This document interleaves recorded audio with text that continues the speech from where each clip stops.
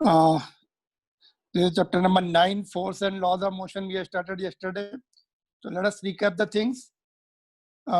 Force, as we are defined, it is pull or push, which tends to change the state of the object, है ना.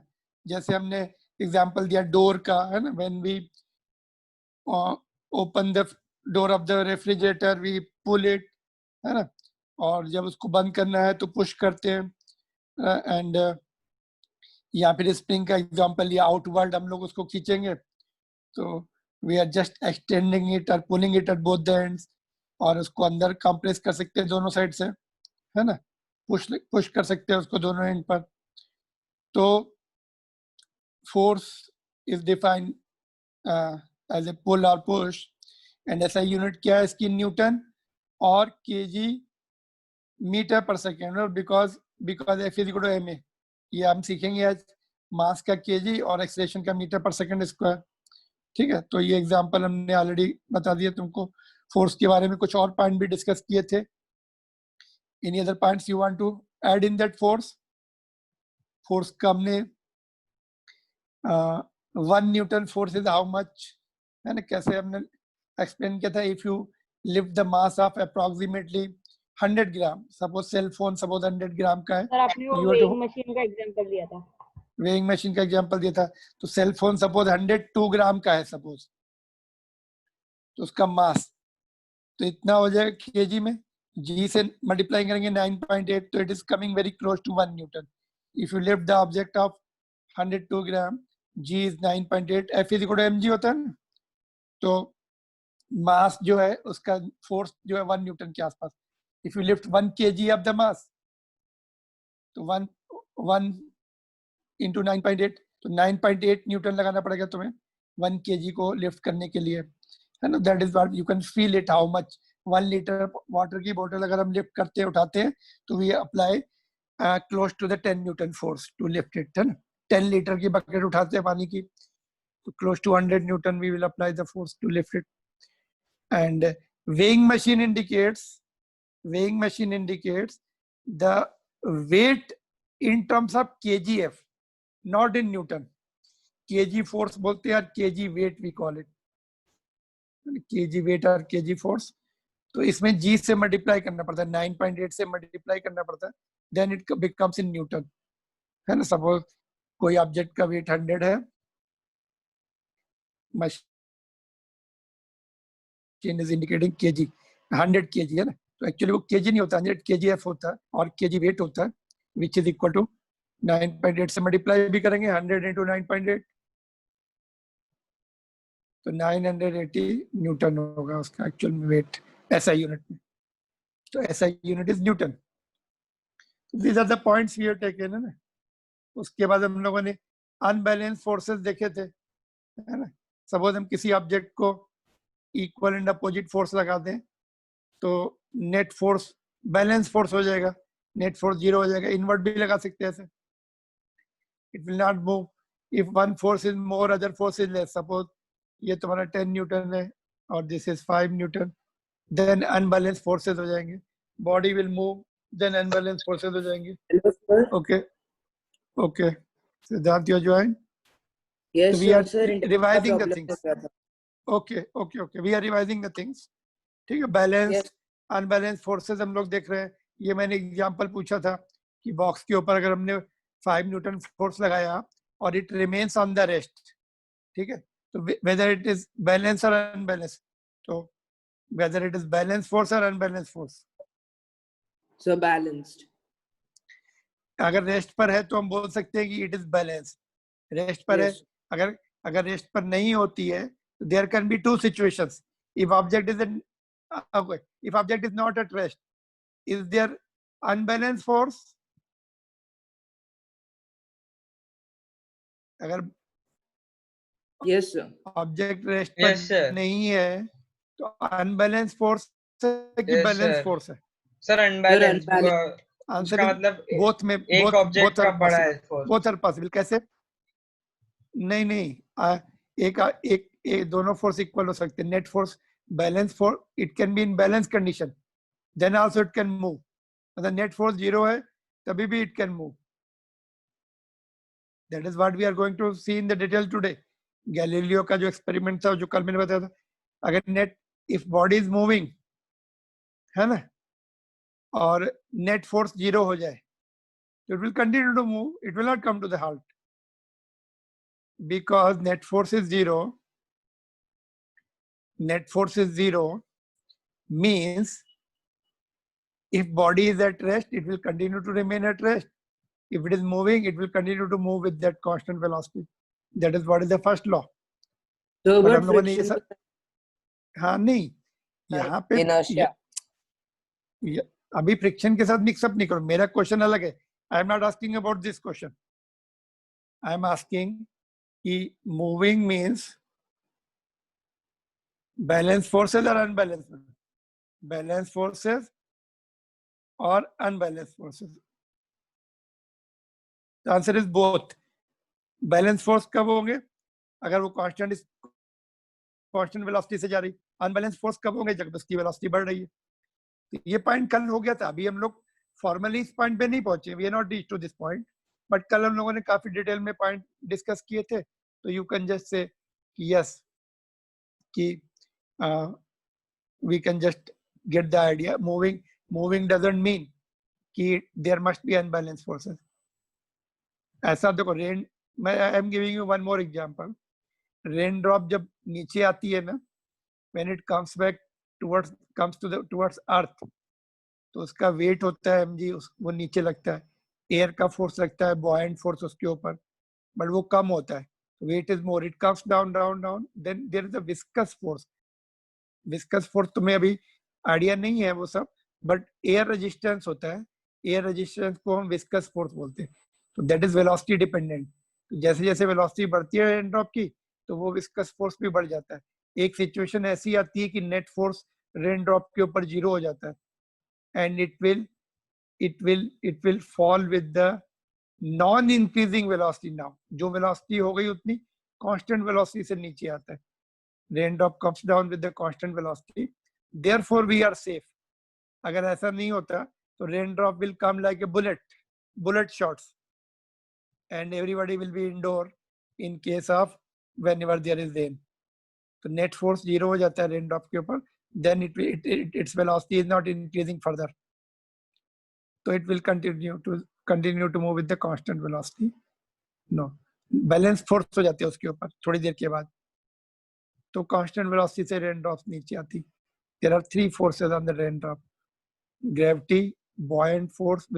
जैसे पानी में हम लोग जाते हैं ना, वाटर हम लोग को buoyant force लगाता है ऊपर. And I think थोड़ा बहुत तुम लोग को आइडिया होगा 8th में पढ़ा buoyant force क्या होता है. Sir, वो float ऑब्जेक्ट को फ्लोटिंग हाँ, फ्लो अपवर्ड फोर्स लगता है लिक्विड के अंदर. तो एयर में भी होता है. एयर में भी बलून्स के ऊपर लगता है एयर का force. Air balloon, helium fill balloon होता है ना, तो air is also applying. Air is heavier than helium, तो वो उसको ऊपर फोर्स लगाती है, बॉयंट फोर्स बोलते हैं उसको, इसलिए बलून गोज अप. ठीक है, तो ये हम पढ़ेंगे फ्लूइड्स के टॉपिक्स भी. तो मेरा कहने का मतलब, अच्छा जी, कल का डिस्कशन था तो ये हमने देखा था. अभी देखो यहाँ पर आ जाओ वापस, रेस्ट पर है, लेकिन ये now it is at rest. तो क्या कंक्लूजन हम लोग कर सकते हैं? रेस्ट पर है, रेस्ट पर है तो बैलेंस फोर्स होंगे. क्यों? Because we are applying the 5 newton, there must be some other force which is opposing, तभी तो रेस्ट पर है वो. तो there is the friction, there is the friction. कितना फ्रिक्शन होगा? फ्रिक्शन फोर्स कितना होगा? Can you tell me how much friction force will be there on this at this position? बोलो, एनीबडी कैन गेस? 5 या ऊपर. 5 और more? Yes sir. Yes sir. No, मोर होगा तो फिर इधर सपोज यू इफ यू से सर तो ये इधर, सॉरी, यू से 6 न्यूटन. रहेगा ना. एक मिनट, फिर से थोड़ा सा क्लियर बोलो.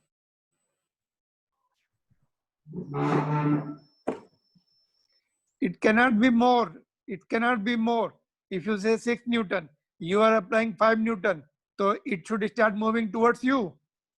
If you say more नहीं हो सकता. जितना अप्लाइड फोर्स है उतना ही होगा, तभी तो बैलेंस हो जाएगा, तभी तो रेस्ट पर रहेगा वो. इनिशियली अगर रेस्ट पर है, इनिशियली रेस्ट पर है, तो बैलेंस फोर्सेस में वो रेस्ट पर ही रहने वाला थ्रू आउट फॉर एवर। तो फ्रिक्शन फोर्स भी 5 न्यूटन आएगा। ठीक है, ये फ्रिक्शन फोर्स में मिस्टेक करते हैं स्टूडेंट बहुत सारे। फ्रिक्शन फोर्स का फार्मूला जब हम लोग सीखते हैं ना, F is equal to mu into n, अभी तुम्हारे उसमें नहीं है, 11th में है, तो उस फार्मूले से आंसर निकाल देते, तो वो आंसर नहीं होता, यही आंसर होता है। रेस्ट पर है, जितना फोर्स लगाएंगे उतना ही फ्रिक्शन फोर्स आता है। Student tend to find out with the formula which is wrong, मतलब that formula gives the maximum friction देता है। तो जब हम उतना लगाएंगे तभी तो उतना फ्रिक्शन आएगा। अभी अगर नहीं लगाएंगे force, F is 0, friction will be 0। एक लिमिट होती है फ्रिक्शन की, beyond that we can not go. Force लगाए उतने पे फ्रिक्शन डिपेंडेंट रहता है।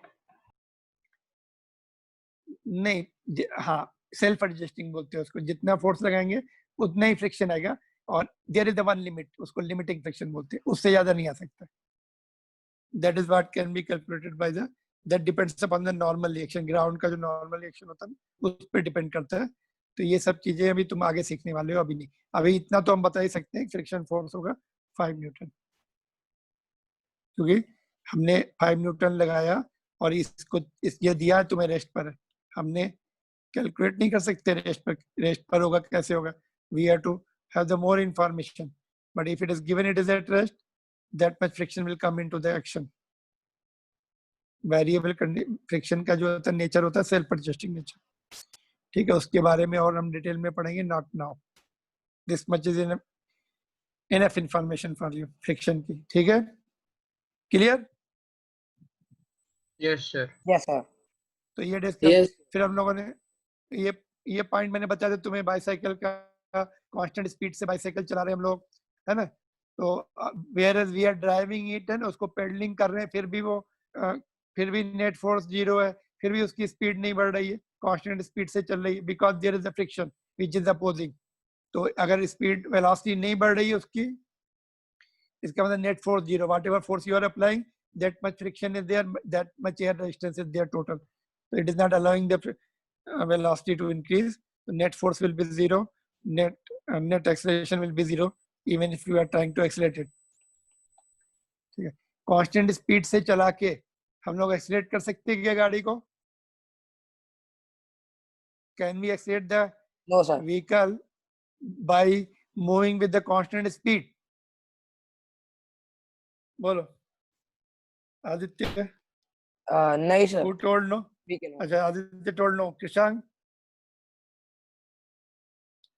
सर एक बार वापस रिपीट करो ना सर क्वेश्चन। मेरा क्वेश्चन है, you are driving your vehicle with constant speed, can you accelerate without changing the speed?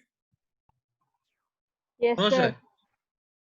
No. Shubhan, तुमने यस सर बोला कि नो बोला? सर सर्कुलर मोशन में। हाँ, moment you turn it, it is equivalent to accelerated motion. Direction change हो गई ना। You are Oh. Driving, initially you are driving in the straight line, moment you turn the handle, maintaining the same speed, it is accelerated. Direction change हो गई तो acceleration. Oh. Acceleration Yes. की क्या definition है? Acceleration की definition ये है कि velocity changes either in direction और इन मैग्नीट्यूड और in both. Got it? Okay sir. तो डायरेक्शन चेंज करके without changing the speed you can accelerate your vehicle. तो ये पॉइंट मैंने पिछले चैप्टर में भी पूछा था। चलो, गैलीलियो एक्सपेरिमेंट। गैलीलियो ने क्या किया, ये स्मूथ इंक्लाइंड प्लेन लिए उसने, और यहाँ से एक मार्बल कांच की जो गोली होती है उसको छोड़ा, ये सेम हाइट तक गई। ठीक है, फिर उसने क्या किया, इसका जो ये वाला प्लेन है उसका जो है एंगल कम करते चले गए, then also it is going to the same height. तो फिर उसने बोला कि अगर हमने इसको हॉरिजॉन्टल कर दिया, it should move forever in order to attain the same height. That was his conclusion. It should move forever in order to attain the same height, provided there is no friction, no opposing forces. ठीक है, that was his experiment and conclusion drawn. तो ये experiment और ये conclusion को ध्यान में रखते हुए न्यूटन ने अपने लॉ बनाए. He gave the first law of motion, then second and third law. तो फर्स्ट लॉ ऑफ मोशन से अगर कोई Inertia. बॉडी, हाँ इनर्शिया के बारे में, अगर कोई बॉडी रेस्ट पर है, ठीक है, सपोज नहीं, बॉडी के ऊपर अनबैलेंस फोर्सेस नहीं है, सपोज कोई बॉडी है उसके ऊपर नेट फोर्स 0 है,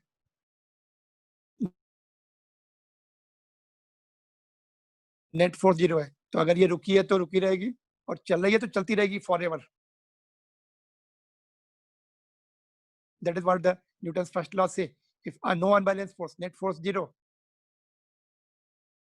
it will remain at rest. If it is initially at rest, change. So let me see NCERT book में, तुम्हारी टेक्स्ट बुक में कैसे लिखा है. An object remains in the state of rest or motion, rest or of uniform motion, uniform है ना, direction भी change नहीं होनी चाहिए, मैग्नीट्यूड भी चेंज नहीं होनी चाहिए, uniform motion in a straight line unless compelled to change that state by an applied force. Same meaning, body अपने रेस्ट पर रहेगी, स्टेट ऑफ रेस्ट और uniform motion in the straight line. Uniform motion जब लिख दिया तो straight line लिखने की जरूरत नहीं,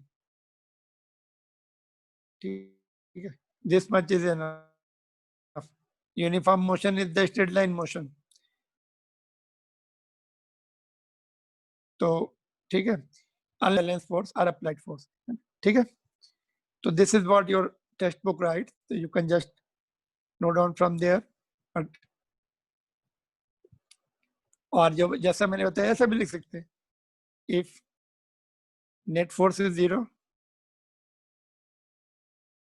then V constant. If it is moving or at rest, net force 0 तो rest पर रहेगा. Otherwise constant velocity, uniform motion नहीं होता constant, it will continue to move with that. Because if F is 0, A is 0, A is 0, V is constant. तो इस तरह से भी some of the books write. But you write your textbook statement, ठीक है. तो ठीक है, नोट कर सकते हैं इसको.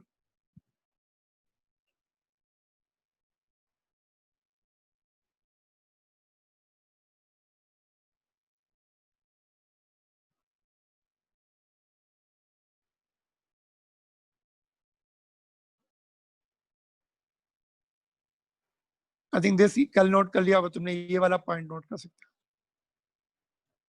इसको नीचे मैंने वही एक्सप्लेन किया जो ऊपर अभी बीच में. Let me see what I have written down here.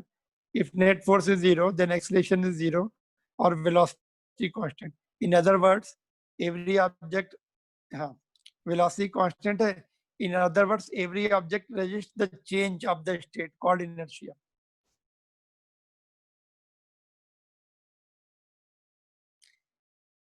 In other words it is resisting, rest पर है तो रेस्ट पर रहेगा.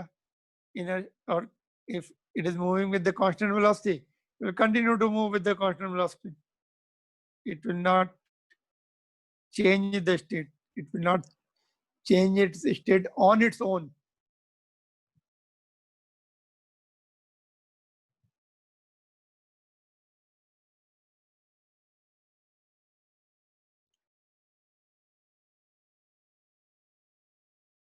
All right. Hence, first law is called law of inertia. Hence, first law को हम लोग law of inertia भी बोलते हैं.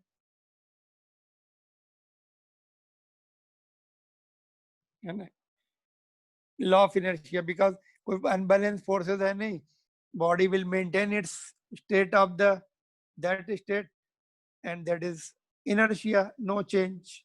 Resist the change. इनर्शिया की एग्जांपल हम लोग ले सकते हैं. when sudden brakes are applied in the car, passengers are tend to move forward, therefore seat belt is required. है ना? सीट बेल्ट किस लिए बोलते हैं? जैसे सपोज कोई एक्सीडेंट हो गया तो ड्राइवर जो है particularly suddenly car come through है, ड्राइवर की जो चेस्ट है it will go and hit the steering wheel. तो सबसे पहले उसी के लिए खतरा होता है, ड्राइवर के लिए, because steering wheel is close to the chest, it will go and hit it, तो सबसे पहले उसकी डेथ हो सकती है अगर it is that major accident. तो उसके लिए तो seat belt is very must, but by for the passengers also, they will tend to fall, है ना, आगे जाके हिट कर सकते हैं, उनके लिए भी जरूरी होती है सीट बेल्ट। इनर्शिया से क्या होता है, that body will suddenly it is coming to rest, so body will maintain its forward motion, will continue to move in the forward direction। कभी कभी ट्रेन में एक्सपीरियंस किया तुमने, बस में एक्सपीरियंस किया होगा, है ना, सडनली टर्न हो जाती है तो we are thrown to the side, one side, तो this is all inertia.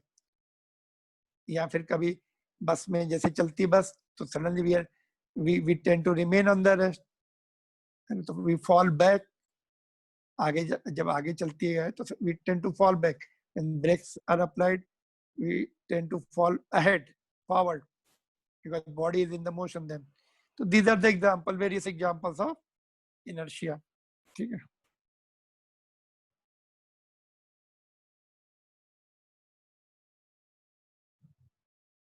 Sharp turn का एग्जांपल मैंने दे दिया, ये forward motion, backward motion, sharp turn का एग्जांपल है ना, so we tend to fall on the one side, है ना, तो ये सब एग्जांपल।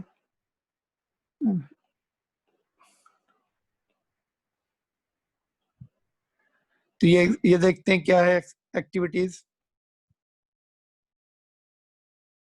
5 रुपये क्वाइन रखा हमने इसके ऊपर, यहाँ पे देखो स्टेप कार्डबोर्ड पर, सडनली उसको पुश किया फिंगर से, ठीक है, तो ये कार्डबोर्ड विल मूव फॉरवर्ड और coin will fall into the glass. But कभी कभी फ्रिक्शन होता है ना, तो कॉइन इज कैरिड फॉरवर्ड, जितना स्मूथ होगा उतना ज्यादा एक्सपेरिमेंट अच्छा होगा, ठीक है, not only stiff, smooth also, then you'll see that it is falling। if it is rough it will carry the coin forward, friction से coin भी आगे चला जाता है, तो you have to keep it in mind when you do the experiment, है ना। sharp horizontal flick with the finger, तो coin will inertia से it will tend to remain here and it will fall into the inertia of the coin tries to maintain its state of rest even when the card flows off, ठीक है। तो ये activity you can perform, inertia ना, inertia of the coin. Second activity carrom board की, you must have observed also, है ना, तो ये जो कॉइन्स ऐसे है ना, नीचे वाली कॉइन निकल के चली जाती है और ये वहीं पर इनर्शिया से they tend to remain there, है ना। Make the pile of the similar carrom coins on the table, है ना, attempt a sharp horizontal hit at the bottom of the pile using another carrom coin और the striker. If the hit is strong enough, the bottom coin moves out quickly. Once the lowest coin is removed, the inertia of other coins makes them fall vertically on the table. तो फिर से वैसे, तो you must have observed, है ना। तो these all are activities related to inertia, है ना। जग कर, सपोज जैसे ब्लैंकेट है, तो घर में तुमने देखा होगा उसको जो है यूज करने के बाद, या फिर उसको जब डर्ट उसकी निकालनी होती है तो उसको जर्क देते हैं।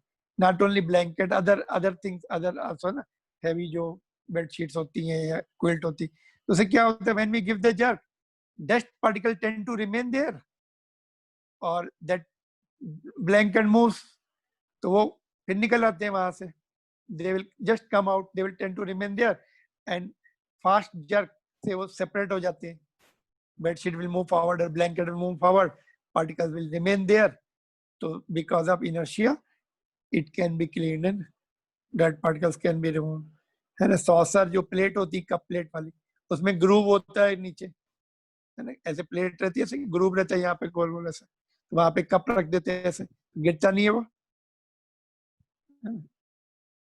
तो ग्रूव में नहीं तो सडन जर्क से it will topple, sudden jerk से इट विल टॉपल, इनर्शिया होता है ना, जितनी ज्यादा हाइट होती है उतने ज्यादा टॉपलिंग होने का चांसेस रहता है। तो this are the day to day life experience.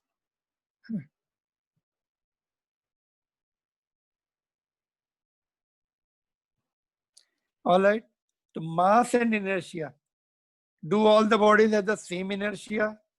है ना, सभी bodies में same inertia होता है. Bicycle will have same inertia as that of train. Answer is no. More mass, more inertia, more opposition to change the state of the rest or motion. जितना ज्यादा mass होगा उतना more inertia होगा, है ना. Easy to push the empty box, है ना. तुम्हारे पास अगर suppose empty box है, you can just easily push it, है ना. But heavy होगा तो you need 2 persons to push it, है ना. ज्यादा inertia है इसमें. Easy to kick football than to kick the stone of the same size, है ना. It will hardly move and will give us injury also. Stone को अगर kick करो थोड़ी दूर तक जाएगा, है ना, और stone थोड़ी दूर भी नहीं जाएगा और तुम्हें ज्यादा injury देगा ना. You will be injured, है ना. Football goes to the larger distance, है ना. उसका inertia कम है, mass भी कम है, inertia भी कम है. Stone will of the same size will have many times more mass, more inertia, so it cannot be moved to the larger distance easily. तुम trolley को एक फोर्स लगा के उसको इजीली मूव कर सकते हो. ट्रेन को मूव कर सकते क्या फोर्स लगा के? No. Lot of inertia. Even if there is no friction, I am telling you, you may be relating with the friction. Friction नहीं है सपोज ट्रेन में, तभी भी तुम्हें मूव करने में बहुत मुश्किल होगा. Of course you may move it, friction नहीं है, but it will not respond as quickly as trolley. Trolley का मास कम होता है. जितना फोर्स तुम ट्रॉली पे लगाओगे, सपोज जोर से फोर्स लगाए, it will move to the larger distance. Train अगर है और फ्रिक्शन बिल्कुल भी नहीं है, it will move, then suddenly it will move. Friction नहीं है तो it is bound to move. Unbalanced forces हो जाएंगे. It will move, but not that fast. Got it? So these are the examples. You have to think and write, or you have to just briefly you have to just write, and if they are asked, है ना, give the example. More mass, more inertia, है ना. Less mass, less inertia. You can give examples. है ना. What is inertia? How it is related to mass? है ना. Inertia को explain कर सकते हैं. Inertia is resistance to change the state of the body, and if more mass is there, more inertia will be there. It will be difficult to change its state. If more mass is there, for same force it will move less as compared to the body having less mass. It will move more. Like this you have to write, है ना. तो inertia की definition देखो NCERT book क्या लगती है. Inertia is the natural tendency of object. Inertia is the natural tendency of an object to resist the change in the state of motion or rest. Natural tendency है to resist the change in the state of motion or state of rest. Mass of the object is the measure of inertia. तो inertia जो है natural tendency है, और natural tendency to resist the motion or change the state of rest or change the state of motion. More mass means more inertia. ठीक है, that is how NCERT books explain. ठीक है, so you can write the short note on the inertia. You can include many points, है ना. Any difficulty बोलो.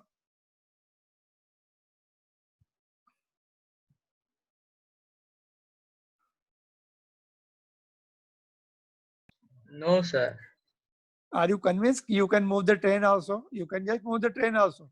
Yes. If there is no friction, everybody can move the train, but it will not be moving fast. That is the point here.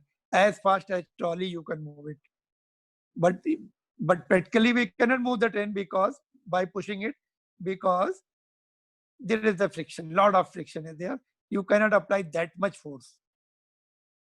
ठीक है, friction से ही train चलती है आगे ना. When the train engine is switched on, or motor of the train is switched on, it will roll the transmission. It will move the transmission system. Then transmission system will move the wheels.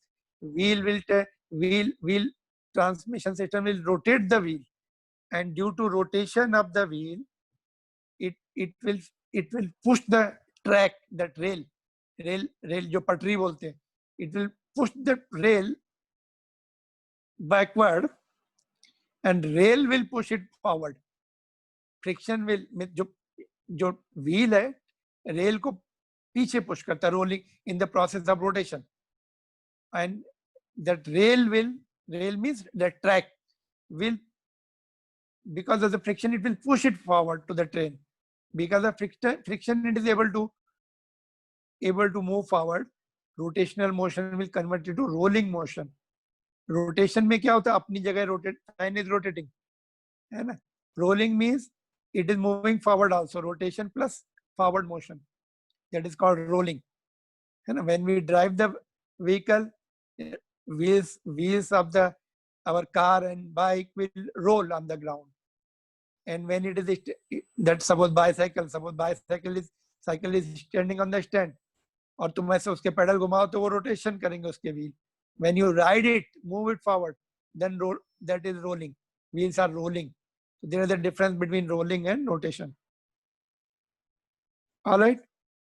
तो train को तुम move कर सकते हो, provided friction नहीं होना चाहिए, but it will be responding slowly. Its state will be changing slowly because of more mass, more inertia. ठीक है. तो ये कुछ और क्वेश्चंस हैं अपने एनसीईआरटी बुक के. Let's see which of the following has more inertia, rubber ball or stone of the same size. किसका inertia more होगा, स्टोन इसका का. मास ज्यादा है. स्टोन का. Sorry, whose? stone Sir, का of the more mass, stone. same size दिया ना, same size. तो हाँ, okay, more mass. Bicycle and train का, Train. और 5 rupee coin and 1 rupee coin.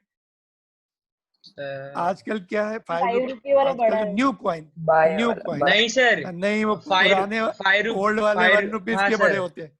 एक मिनट, मैं चेंज कर देता क्वेश्चन. और 5 उनके rupees new coin and 1 rupee new coin. ठीक है. अभी दोनों अभी- ऑलमोस्ट सेम ही हो गए. नहीं, 1 रुपी का थोड़ा का- थिन होता है. न्यू कॉइन देखो थिन होगा, 5 रुपीज का थिक होता है. ओल्ड कॉइन 1 रुपीज का बड़ा है ना. Okay, you sir. Can just check it. उसको चेक करके बताओ क्या है उसका. If you can measure the mass, you can just, we can just say कि no, this is not 100% correct question है. अगर मास मेजर करने से 1 रुपी कॉइन का ज्यादा आता है तो then they have to change the question. But new coin जो है 1 रुपीज का, मास कम है उसका. ओके, चलो ये क्वेश्चन ये अपने आप पढ़ लेना उसको. It is continuously. एक मिनट. ओके, चलो देखते हैं क्या है. In the following example, try to identify the number of times the velocity of the ball changes. तो ये काउंट कर सकते हैं, जितनी बार डायरेक्शन चेंज होगी velocity will change. So you can just count it, read it and count it. ठीक है. Inertia से लेना देना नहीं, उसका ओनली काउंटिंग है. Players are kicking one to other, then next to next. You can just read it and count it. Explain why some of the leaves may get detached from the tree if we vigorously shake the branch of the tree. तो जिसका मास Sir, मोर होगा, sorry, चलो बताओ answer. Okay, because leaves tend to stay in the rest, inertia. Same with the example of same as the example of the but match. some of the leaves, not all. Okay. कौन सी leaf break हो जाती है? छोटी वाली नहीं होती, Sir, बड़ी वाली होती है ना. बड़ी का मास ज्यादा होगा, ज्यादा इनर्शिया होगा. They will हाँ. detach first, get detached first. है ना? Bigger leaves, है ना? Some means bigger will have more inertia, more chances of detachment. ठीक है. Why do you fall in the forward direction when moving bus brakes to stop and fall backward direction? Because of inertia. When it accelerates forward, accelerate from the rest. Because of inertia. जब समय moving बस जब break लगाएंगी तो अपना inertia से body has a tendency to move forward. Lower part of the body comes to rest along with the bus. Upper part of the body will be due to inertia will be having tendency to move forward. इसीलिए हम लोग forward fall करते हैं, और जब बस suddenly आगे बढ़ती है तो हम लोग पीछे पीछे फॉल करते हैं, because our body tend to remain at rest and lower part of the body goes along with the bus and we tend to fall backward. So again inertia of the direction or inertia of rest and motion, and इसमें rest का inertia है, इसमें motion का inertia है. Direction का inertia कब होता है? टर्निंग में. टर्न हो गए तो बस तो ऐसे टर्न हो गई, our body will be thrown in forward direction. ऐसे टर्न हो जाते, our body tend to move in the forward direction. Inertia of direction बोल सकते हैं उसको. और अगर डायरेक्शन चेंज नहीं हो रही है, forward and backward, inertia of motion, inertia of rest बोल सकते हैं इस केस में. You can classify the inertia also. ये इनर्शिया ऑफ रेस्ट होगा, से ब्रेक होती है. और ये टर्निंग वाला क्या था? टर्निंग का था कहीं पर. ठीक है. All right. So these are the points you have to just write the right answers. ये देखते क्या है? An object